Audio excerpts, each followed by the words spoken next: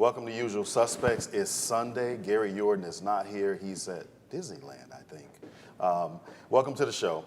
Happy Mother's Day. Let me start there because I got to tell you, session just ended and that's the most pleasant thing you're probably going to hear on this show today. But happy Mother's Day to all the mothers out there, especially the mother who helps me every day. So happy Mother's Day to everybody. I was talking about this legislative session.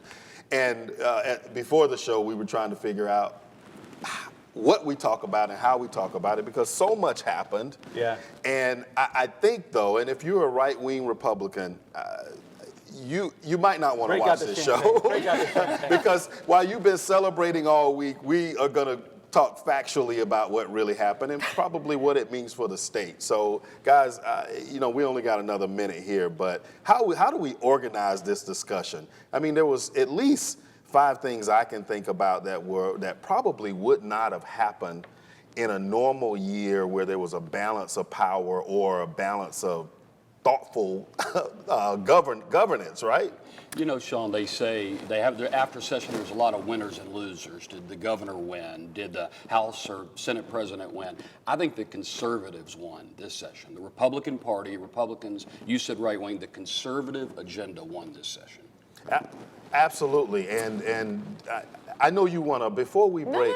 No, I'm listening. I just want you to go through the ones in your mind, and we'll go into a couple of them in a minute. Sure, Amendment 4, charter schools, sanctuary cities, teachers with guns. Petition. Letting citizens amend the Constitution. I know that's a big one. Made it more difficult. Vouchers. Made it more difficult. Vouchers. Right, vouchers. Dramatic expansion. Dramatic expansion. And guns in school, I think you may have mentioned. Yep. Okay. All right, so as everybody can see. We'll think of them as we go on because there's so many. But we'll come back and we'll jump into 1 or 2 of them and you want to stay with us, please.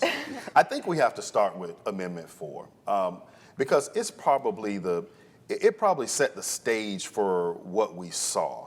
How do we make it harder for people who might vote to vote?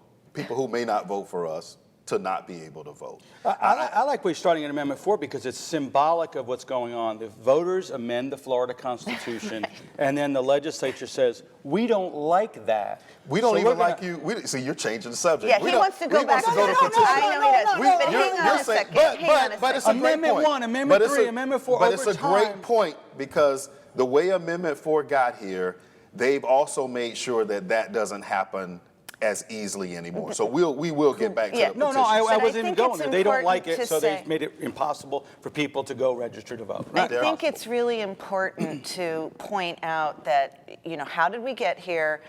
The legislature refused to do anything about the restoration of rights. This is about restoration of rights for felons, of voting rights only. Only voting rights. Only voting rights. And so Absolutely. It's like somehow people who have committed a crime and who have served their time, when they come out, it's like we're so afraid that they're going to do what? To vote. It's just a voting right. We're not giving them a gun. We're not allowing them to have any special privileges.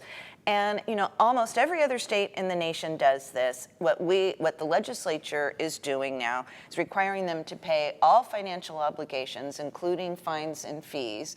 Well, they added. I mean, they extended what restitution was, right? And they took away the civil, that once your sentence got moved to civil, you used to be able to move on and get your rights restored. That is no longer the case through the current clemency process. That's how it works. And so they are saying if it's converted to a civil judgment, that you can't, for restitution, you can't consider and that's where I was wrong. Which, by the way, means currently, right now, only 19% of those that are eligible today, only 19% would qualify based on what this law passed. So Steve Vancourt was talking about how it's impossible to do petition drives in this state and for the people to add something to the ballot because either the legislature wouldn't move on it fast enough or it was just an upswell of something that, like Amendment 4, that travesty just deserved some attention. Well, Meanwhile, we have Presumption real of what? issues in this state we're not addressing. We had hurricane damage. That was, we have some environmental issues, septic tanks. We had all these issues that needed addressing, some of which some were, some weren't. But we're wasting time on bills like this that are embarrassment to Florida and mean-spirited, as Steve says. So I'll say in my many years of watching the legislature, I've probably never seen more passionate plea and debate from the Democrats. And I've got to tell you, you know, I usually say they're too emotional, but I got to tell you that the degree and the level of intelligence that was involved in their debate against many of these, against many of these issues, but particularly this issue. And Chevron Jones, Representative Jones from South Florida, on another led issue. that, right? And Perry Thurston, Senator Thurston down in Broward. But on this issue, the Hispanic legislators speaking in Spanish and English after Senator Joe Gruters, who is also the chairman of the Republican Party of Florida. This was his bill. And, you know, he kept referring during debate to illegal aliens.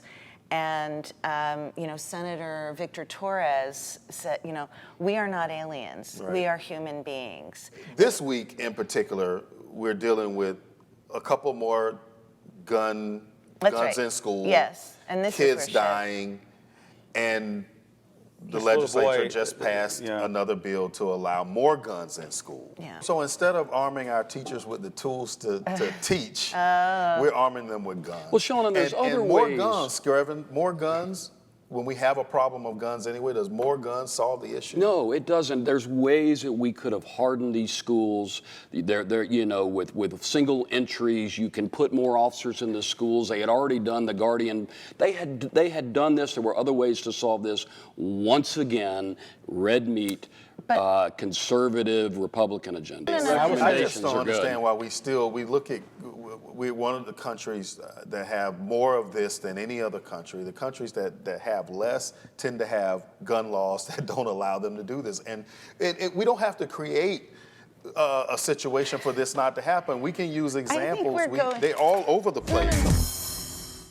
So after the governor's race in Florida, there were articles written to say that Florida is now truly red. I found that ironic because we look at a House of Representatives that picked up 7 seats. We look at the Senate that picked up a couple of seats. And I think, and a governor's race that was determined by 30,000 votes out of 8.3 million. And I think watching this legislature and everything that has passed, I think that speaks to those articles being absolutely wrong, that the red sees that there's some pickup and some momentum, and they just passed a bunch of stuff to make sure that they are able to stay where they are.